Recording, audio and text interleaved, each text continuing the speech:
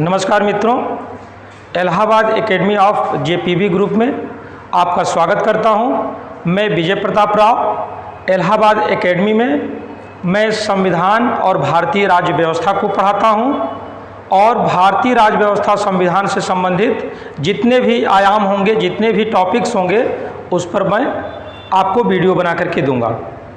मित्रों, मैं भारत के संविधान के बारे में कुछ बताऊंगा। भारत का संविधान दुनिया का सबसे विस्तृत, खूबसूरत और अच्छा संविधान है। भारत के संविधान की तुलना अगर दूसरे देशों के संविधान से किया जाए तो भारत का संविधान जिस हिसाब से बनाया गया है, जिस तौर तरीके से बनाया गया है और जितनी खूबसूरती से बनाया गया है, सारे वर्गों, सारे धर्मों, सारे लोगों के लिए जो उसमें सुविधा देने की, अधिकार देने की और सारे वर्गों का ख्याल करते हुए जिस हिसाब से भारत के संविधान को बनाया गया है, इस तरह से विश्व के किसी भी देश में देखने को नहीं मिलता है। मित्रों, भारत का जो संविधान है, इसके नाम की अगर हम चर्चा करें तो नाम में बहुत सारे किताब पर इसका नाम भारतीय संविधान या भारत का संविधान लिखा रहता है, लेकिन अगर सही मायने में देखें तो इसका नाम होगा भारत का संविधान। भारत का संविधान। भारतीय संविधान कहना सही नहीं होगा, क्योंकि संविधान के अनुच्छेद 393 में इसका संक्षिप्त नाम लिखा गया है और कहा गया है इस संविधान का संक्षिप्त नाम भारत का संविधान होगा। तो अब नाम का कोई कन्फ्यूजन आपके साथ नहीं लगा रहेगा। नाम के बारे में आपको स्पष्टता से पता चल गई कि संविधान में ही अनुच्छेद 393 में इस संविधान का नाम भारत का संविधान कहा गया है।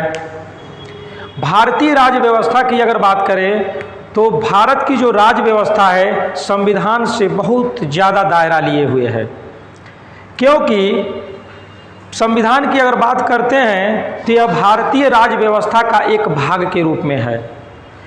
भारत की व्यवस्था को संचालित करने के लिए संविधान के अलावा बहुत सारी ऐसी मशीनरी भी उपयोग में लाई जाती हैं जिसके बारे में संविधान में कहीं लिखा नहीं गया है, जिसको गैर संवैधानिक संस्था बोलते हैं। इसके अलावा भी बहुत सारी ऐसी चीज़ों का सहयोग हम लेते हैं जो कि संविधान के अंतर्गत नहीं आता है और भारत की व्यवस्था को चलाने के लिए उसका हम सहयोग लेते हैं। यानी भारत की व्यवस्था को चलाने के लिए बहुत सारे संस्थाओं की ज़रूरत पड़ती है जो संविधान से इतर है। इसलिए भारत का जो राज्य व्यवस्था है, भारतीय राज्य व्यवस्था है, वह संविधान से ज़्यादा बड़ा दायरा लिए हुए है। अब कहीं अगर इस बात को देखें कि भारतीय राज्य व्यवस्था या किसी और देश की व्यवस्था की बात करें तो इस व्यवस्था को हम भारतीय राज्य व्यवस्था इसलिए कहते हैं क्योंकि अगर चाइना की व्यवस्था करें तो वहाँ की व्यवस्था जिस हिसाब से संचालित होती है तो चाइना की राज्य व्यवस्था होगी। जापान के लिए जो काम हो रहा है तो जापानीज राज्य व्यवस्था होगी। वैसे भारत के संबंध में हम बात कर रहे हैं, भारत की व्यवस्था के संबंध में बात कर रहे हैं कि किस तरह से यहाँ राज्य काम करता है, किस तरह से यहाँ सरकार संचालित होती है, तो हम इसको भारत के संबंध में देख रहे हैं तो इसको भारतीय राज्य व्यवस्था कहेंगे। इसके आगे अगर परीक्षा के दृष्टि से देखें, परीक्षा के दृष्टिकोण से अगर संविधान के बारे में और भारतीय राज्य व्यवस्था के बारे में बात की जाए तो यह किसी भी एग्ज़ाम के लिए बहुत ही उपयोगी है।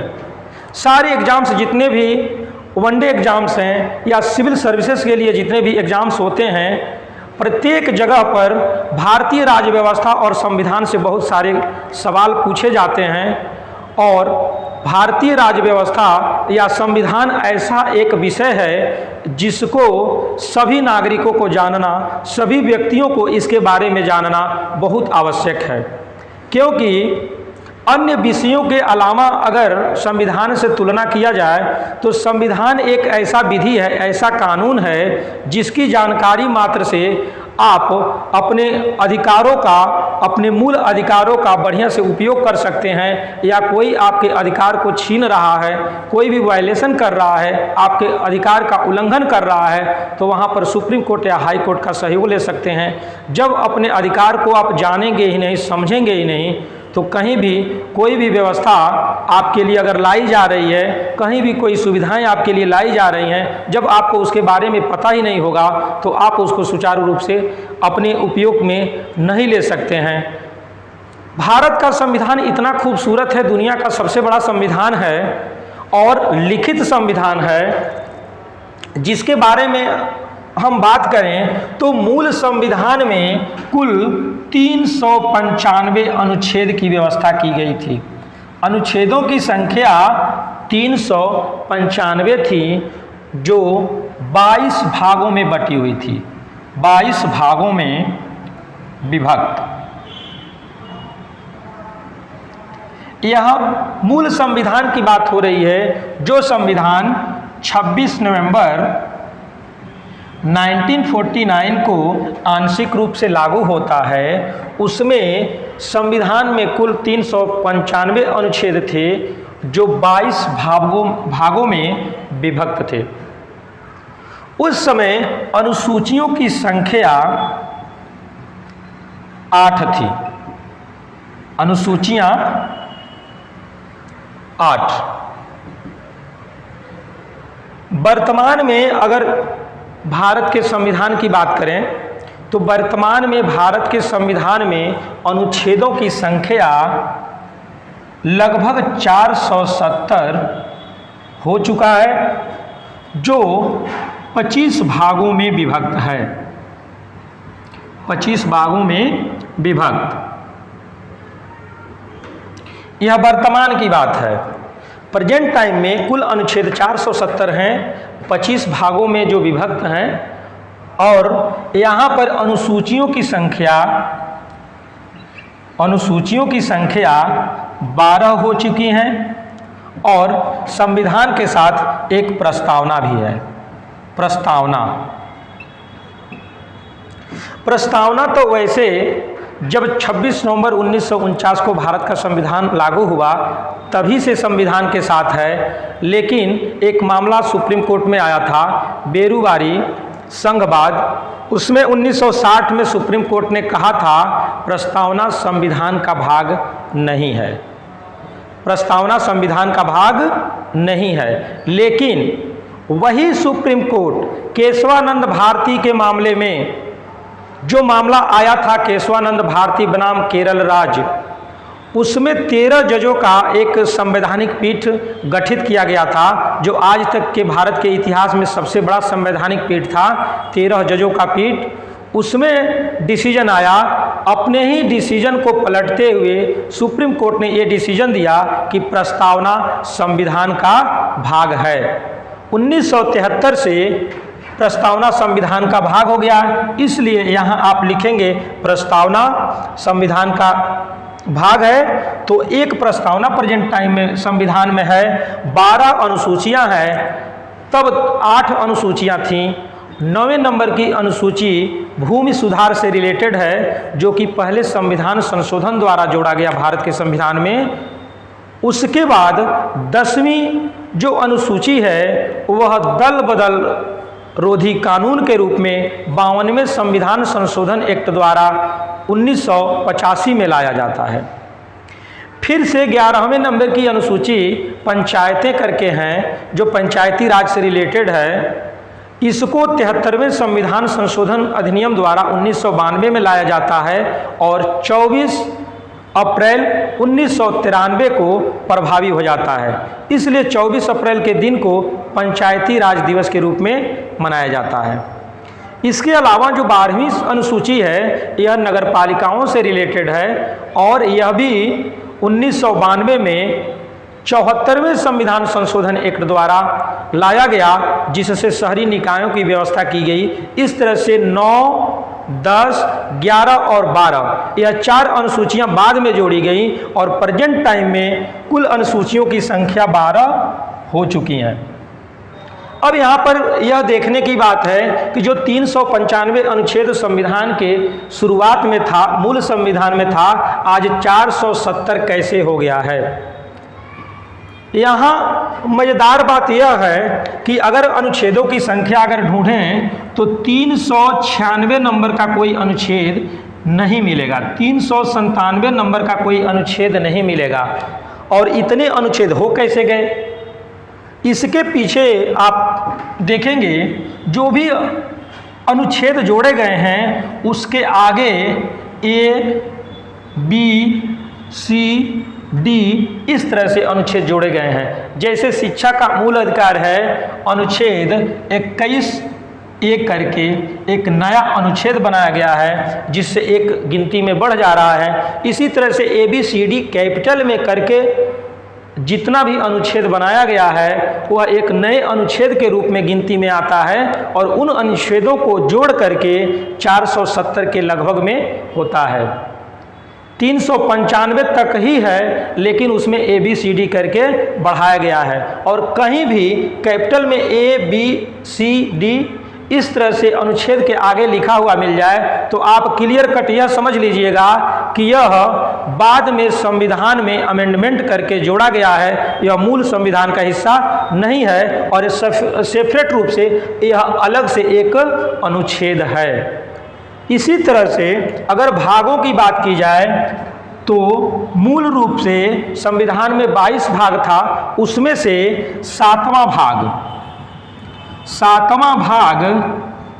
7वें संविधान संशोधन द्वारा 1956 में समाप्त कर दिया गया। 7वां भाग 7वें संविधान संशोधन अधिनियम 1956 द्वारा समाप्त कर दिया जाता है। इस तरह से इस तरह से भागों की संख्या 22 से घट करके 21 हो जाती है। उसके बाद भाग 4 को जो कि 42वें संशोधन 1976 द्वारा जोड़ा गया, इसी में एक अनुच्छेद जोड़ा गया 51 का जिससे मूल कर्तव्य की व्यवस्था की गई। इसके बाद 14 को यह भी 42वें संशोधन द्वारा जोड़ा गया। इसके अलावा 9 को मतलब 9 को जो नगर पालिकाओं से रिलेटेड है 74वें संविधान संशोधन 1992 द्वारा जोड़ा गया। इसके अलावा 9 खो जो 97वें संविधान संशोधन 2011 के द्वारा जोड़ा गया, सहकारी समितियों से रिलेटेड है। इस तरह से 4 को 14 को 9 को ये 4 भाग संविधान के साथ जोड़ दिए गए। यह भी 23वें 24वें 25वें नंबर पर आपको देखने को नहीं मिलेंगे, 1 से 22 के बीच में ही मिलेंगे। क ख ग यानी ABCD करके ही जोड़े गए हैं। इस तरह से प्रेजेंट टाइम में भागों की संख्या 21 से बढ़ करके अब 25 हो गई है, क्योंकि 7वां भाग डिलीट हुआ था तो 21 हो गया था और यहाँ 4 जोड़ जाने से 21 4 25 हो गया। तो प्रेजेंट की अगर बात करें तो संविधान में एक प्रस्तावना 12 अनुसूचियां 470 अनुच्छेद 25 भागों में बटे हुए हैं। यह दुनिया का सबसे बड़ा विस्तृत, खूबसूरत और लिखित संविधान है। इसके अलावा बहुत सारी ऐसी चीज़ों को देखेंगे जो भारत के संबंध में आपको दुनिया के सारे संविधानों से, बाकी देशों से अलग दिखता है, अलग है। भारत का जब संविधान बना तो 1935 के भारत शासन अधिनियम का प्रभाव बहुत ज़्यादा पड़ा, यानी संविधान के कुल हिस्से का लगभग 2/3 हिस्सा 1935 के भारत शासन अधिनियम से लिए गए। उसके अलावा जो भी हिस्सा इसमें समाहित है वह दुनिया के अन्य 10 देशों से लिए गए। संविधान बनाने के लिए संविधान सभा के सदस्यों का जो योगदान रहा, जो दूसरे देशों से कुछ न कुछ बातों को एक्सेप्ट किए, उन्होंने बहुत मेहनत किया और दुनिया के लगभग 60 देशों के संविधान को छान मारे। लगभग 60 देशों के संविधान को छानने के बाद मेजर रूप से 10 देशों के संविधान से कुछ न कुछ प्रावधान लिए गए और भारत का संविधान बन करके तैयार हुआ। सबसे ज़्यादा प्रभाव पड़ा इंग्लैंड के संविधान से। इंग्लैंड के संविधान से संसदीय व्यवस्था ली गई, एकल नागरिकता का कंसेप्ट लिया गया, विधि का शासन लिया गया।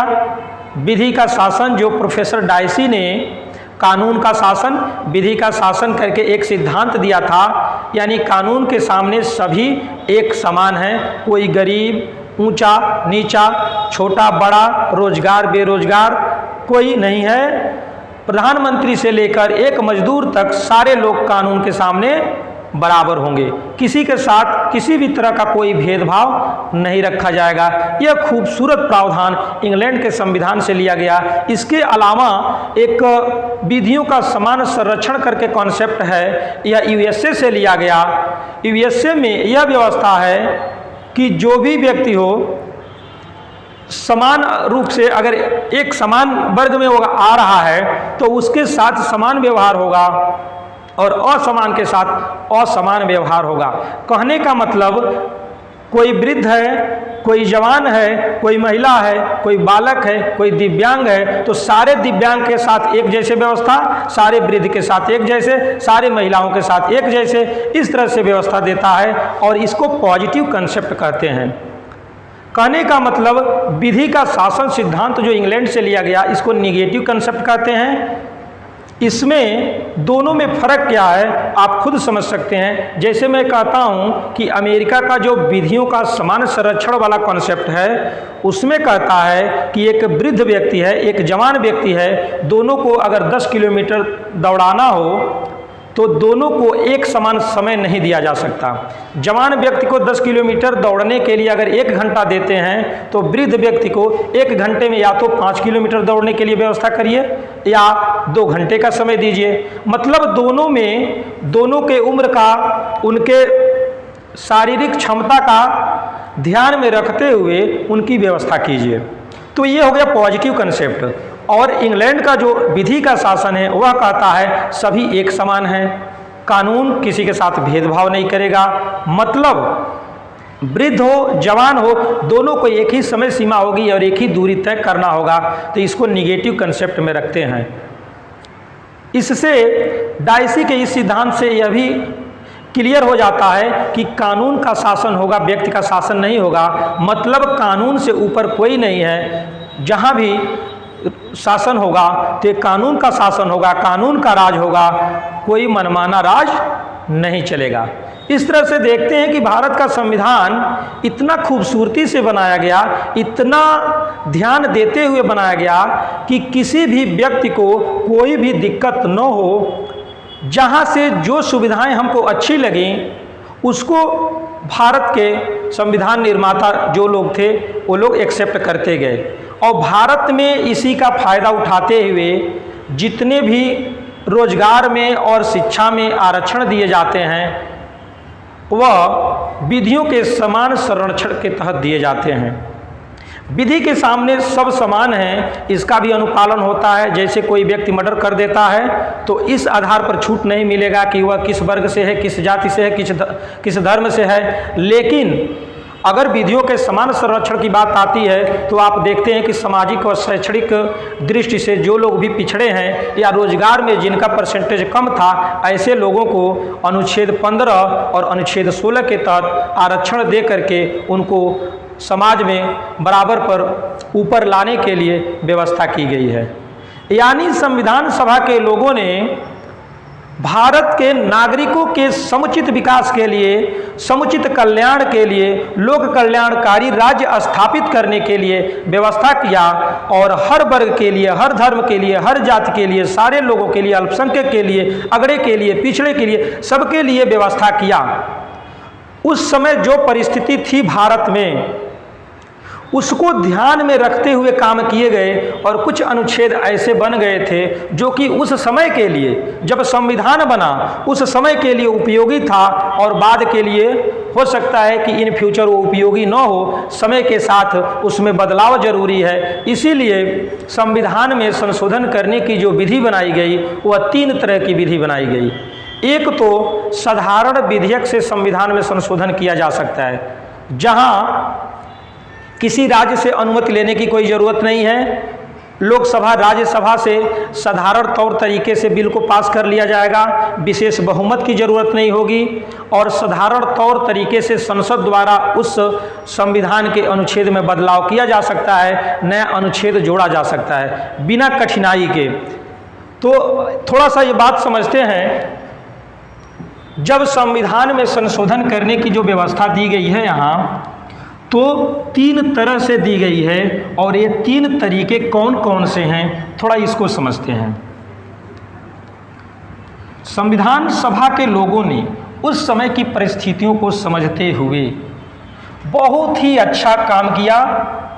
सारे लोग देश की सेवा में जुड़े हुए थे, देश की भलाई चाहते थे, देश की सामाजिक, आर्थिक और शैक्षणिक व्यवस्थाओं को देखते हुए देश के बारे में जो कानून बनाए, जो संविधान बनाए, उसमें यह व्यवस्था कर दिए कि समय के साथ साथ इसमें बदलाव भी जरूरी है और आसानी से इसमें बदलाव किया जा सके, तो इसके लिए साधारण तरीका भी अपनाए। तो यहाँ देखते हैं संविधान में संशोधन 3 तरह से हो सकता है। एक तो साधारण बहुमत से, दूसरा विशेष बहुमत से और तीसरा विशेष प्लस आधे राज्यों के समर्थन से। यह 3 तरीका अपनाया गया। यानी कुछ प्रावधान साधारण बहुमत से चेंज हो सकते हैं और कुछ प्रावधान विशेष बहुमत और विशेष प्लस आधे राज्यों के समर्थन से यानी बहुमत से चेंज हो सकते हैं। इस दोनों प्रावधान को जो विशेष तरीका हो रहा है, यह अनुच्छेद 368 के तहत संशोधित होता है और इसी को संविधान संशोधन के नंबर में रखा जाता है। इसी को संविधान संशोधन अधिनियम की गिनती में रखा जाता है, जो इस तरीके से संविधान में संशोधन होता है। और यह व्यवस्था संविधान के भाग 20 में दिया गया है, भाग 20, और यह दक्षिण अफ्रीका के संविधान से लिया गया है। दक्षिण अफ्रीका, ठीक है। तो दक्षिण अफ्रीका के संविधान से संविधान में संशोधन करने की प्रक्रिया को ले लिया गया। यह संविधान के भाग 20 में है और इसके तरीके में 2 तरीका दे दिया गया। यानी 368 वाले तरीके में कितना है? 2 तरीका। एक विशेष बहुमत से, विशेष बहुमत मतलब उस सदन के कुल सदस्यों का बहुमत, कुल सदस्य संख्या का बहुमत और उपस्थित तथा मतदान करने वाले सदस्यों के 2/3 बहुमत से अगर बिल पास हो जाता है तो वह विशेष बहुमत कहा जाएगा। उसके बाद फिर दूसरे सदन में बिल जाता है तो वहाँ भी उसी तरीके से पास होगा, यह विशेष बहुमत वाला तरीका हो गया। साधारणतः भारत के संविधान के मूल अधिकार और नीति निर्देशक तत्वों का संशोधन इसी तौर तरीके से होता है, यानी विशेष बहुमत से होता है। दूसरी बात होती है विशेष बहुमत प्लस आधे राज्यों के समर्थन से, मतलब जो संघीय ढांचे से संबंधित मामले हैं, संघीय ढांचे से संबंधित मुद्दे हैं, ऐसे मसलों पर अगर कोई कानून बनता है तो वहां पर आधे राज्यों से भी अनुसमर्थन यानी रेटिफिकेशन जरूरी है। यहाँ पर विशेष बहुमत आपने जो समझ लिया यही तरीका अपनाया जाएगा और आधे राज्यों से भी समर्थन चाहिए तो वह आधे राज्य साधारण बहुमत से समर्थन दे सकते हैं। और आधे का मतलब आधा, एक ज़्यादा से यहाँ मतलब नहीं है। जैसे भारत में कुल 28 राज्य हैं तो यहाँ से अगर 14 राज्य समर्थन कर दिए तो वह पास माना जाएगा। यहाँ आधे से एक ज़्यादा नहीं चाहिए, ओनली 50%। तो ऐसे मामलों में जैसे जीएसटी बिल पास हुआ था, वहाँ आधे राज्यों से समर्थन लेने की जरूरत थी। अगर राष्ट्रपति के निर्वाचन प्रक्रिया, राष्ट्रपति का जो निर्वाचक मंडल होता है, इस तरह का अगर कोई मामला आता है और उसमें परिवर्तन करना पड़ता है, यानी कोई भी ऐसा मामला हो जो कि राज्य और केंद्र सरकार दोनों के हित में है, दोनों से जुड़ा हुआ मामला है, ऐसे मामलों के लिए विशेष प्लस आधे राज्यों के समर्थन की जरूरत होती है। बाकी विशेष बहुमत से लोकसभा और राज्यसभा से पास हो जाता है, वो बिल राष्ट्रपति के पास चला जाता है, राष्ट्रपति साइन कर देते हैं, विशेष बहुमत से पारित मान लिया जाता है। मतलब यही दोनों तरीका अनुच्छेद 368 के तहत आता है और यही संविधान संशोधन की गिनती में रखा जाता है। अभी तक संविधान में 104 संशोधन अधिनियम बन चुका है। बिल नंबर अगर देखा जाए तो यह 126वां बिल है। बिल का मामला 126वां और एक्ट के रूप में 104वां एक्ट है, जो कि राजनीतिक आरक्षण से रिलेटेड है। अभी 127वें नंबर का बिल संसद में आ चुका है, 127वें नंबर का, और यह ओबीसी से रिलेटेड है। जो अभी 9 अगस्त को यह बिल लाया गया है, 127वां बिल, जो कि ओबीसी से रिलेटेड है। और अगर यह बिल पास हो जाता है तो 105वें नंबर का एक्ट बनेगा। संविधान संशोधन अधिनियम 105वां नंबर, अगर यह पास हो जाता है तो इस तरह से नंबरिंग में आ जाता है विशेष प्लस आधे राज्यों का समर्थन और विशेष बहुमत का मामला। इसके अलावा जो भी साधारण बहुमत से पास होता है वह होता है एक अधिनियम, और सिर्फ अधिनियम, उसको संविधान संशोधन की गिनती में नहीं रखते हैं।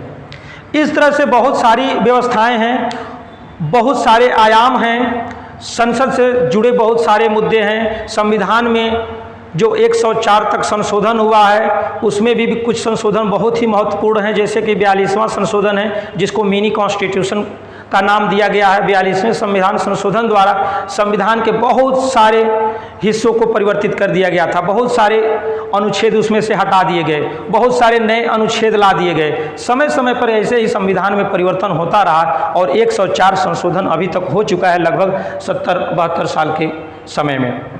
तो हम देखते हैं 70-71 साल में 104 एक्ट बन चुके हैं, जो कि संविधान की एक खूबसूरती ही कहा जाएगा कि जो जिस परिस्थिति में जब संविधान बना उस समय जिस चीज़ों की ज़रूरत थी हमने उसको रखा संविधान में, आज उनकी ज़रूरत नहीं है तो संशोधन द्वारा उसको हटा रहे हैं और दूसरी चीज़ों को ला रहे हैं और अपने वहाँ संविधान के द्वारा सारे नागरिकों को सुरक्षा और सामाजिक, आर्थिक या राजनीतिक जिस तरह से भी उनको लोक कल्याणकारी भावना के तहत लोक कल्याण के लिए जो भी व्यवस्थाएं दे सकते हैं, मूल अधिकार दे सकते हैं, संविधान द्वारा दिया जा रहा है। यहाँ संविधान किसी भी देश के बारे में अगर कहा जाए तो संविधान किसी भी देश का सबसे बड़ा कानून होता है, सर्वोच्च कानून होता है, और इसी कानून के तहत यानी संविधान के तहत उस देश की कार्यपालिका, न्यायपालिका और व्यवस्थापिका के कार्यों को, दायरों को, उनके अधिकारों को विभाजित किया जाता है, बांट दिया जाता है कि किसका क्या दायरा है और अपने दायरे में रह करके क्या क्या काम करना है।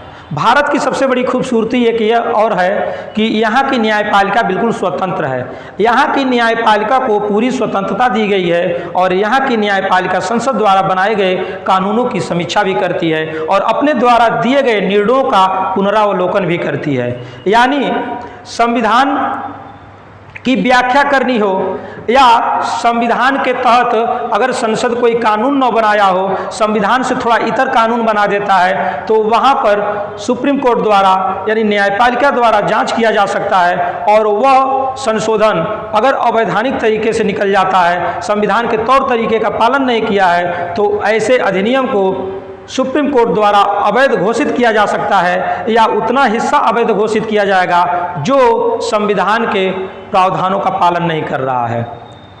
यहाँ पर न्यायपालिका और कार्यपालिका दोनों को अलग अलग रखा गया है, यानी न्यायपालिका कार्यपालिका दोनों सेपरेट होंगे, दोनों एक दूसरे से संबंधित और संबंध नहीं रखेंगे।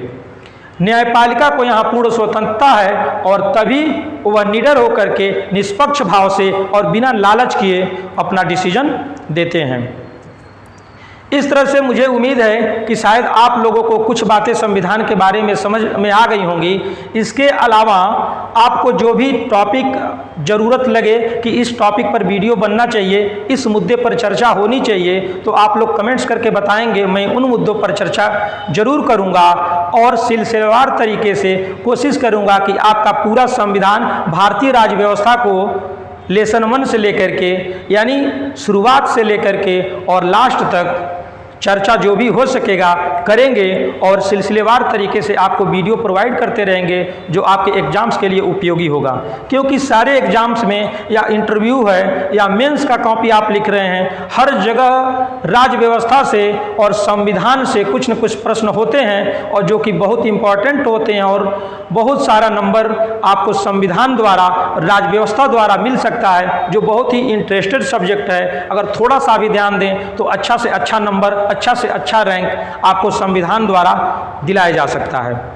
तो मित्रों, मैं उम्मीद करता हूं आप लोगों को यह वीडियो पसंद आएगा और संविधान से रिलेटेड किसी भी मुद्दे पर चर्चा करने के लिए, किसी भी मुद्दे पर आपको वीडियो चाहिए, कोई भी सुप्रीम कोर्ट का डिसीजन हो या संसद द्वारा बनाया गया कोई कानून हो, अमेंडमेंट एक्ट हो, या संविधान से रिलेटेड कोई भी टॉपिक हो, राज्य व्यवस्था से रिलेटेड कोई भी टॉपिक हो, चाहे वो संसद हो, राष्ट्रपति का मामला हो, राज्यपाल का मामला हो, सुप्रीम कोर्ट, हाई कोर्ट का मामला हो, स्थानीय निकाय से हो, मूल अधिकार से हो, नीति निदेशक तत्व, मूल कर्तव्य या नागरिकता, किसी भी संबंध में जो भी जिस टॉपिक से आप चाहेंगे आपके कहने पर मैं वीडियो दूंगा।